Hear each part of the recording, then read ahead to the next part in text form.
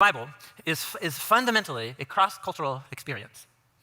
This first example will just make the point. Why do you have a sphere or a globe in your imaginations, many of you? Why is that the case? It's a very good reason why you have a globe. It's because like the 8th word of the Bible is the English word earth. And what does the word earth mean in English in its plain meaning? Are you with me? So it's very intuitive for modern Western readers. When we read our English Bible, there it is. God created the globe on the first sentence of the Bible. Now I just want you to pause. Just pause and ask yourself a question. How long have humans been capable of bringing that mental image of the thing that you and I live on as a sphere and as a globe? How long have humans had access to that image of the place where we live? So at least the first televised, like public images from satellites are from the early 1960s. And there were even some made in the 1950s, but they weren't made available to the public. Anyway, that's a whole other thing. Here's my point. How old is page 1 of the Bible? Was it written in English, first of all? It was not written in English. It was written in ancient Hebrew. And it was written by an author who lived over 3,000 years ago. So let me just pause and it seems like a simple fact, but it's one of these simple facts that we don't actually let sink in when we open up page 1 of the Bible. So is it possible that in the language that this was written in, that we're supposed to have a completely different image come into our mind? Are you guys tracking with me? So what is it that would come to an author's mind 3,000 years ago when they used a word like this? And it's not complicated. It's very intuitive.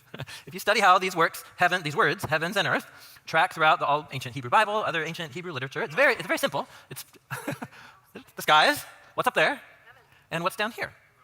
So in other words, there's no way that this author, or that we need to envision that God somehow supernaturally planted the idea of a globe for what modern people would think into the mind of this. Why would we think that? There are some people who think that if I believe that the Bible is both a divine and a human word, that I need to somehow believe that like the mindset of these authors got hijacked and God could plant. But nowhere in the actual description of how the Bible came into existence do you ever get a description like that. It seems to me that if God wants to communicate, he's going to do it in ways that we normally communicate, which means words mean what they mean to the people who say them. Are you guys with me? So what does it mean for an ancient? I'm just really trying to nail this down. It seems pedantic, but here's the thing. Here's what it's like.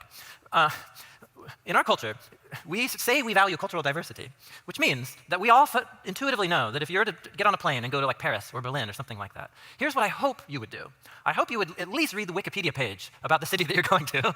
I hope that you would like take a phrase book, like go down to Powell's or Amazon or whichever, support your local bookstore, and you get a little phrase book, right, of French or German and learn how they say things. What I hope you would never do is get off the plane and expect everybody to speak English and go around like, where's the McDonald's around here? You know, and it's just like, how rude, right? It's culturally insensitive. But I'd submit to you that we do essentially that when we open up the pages of the Bible.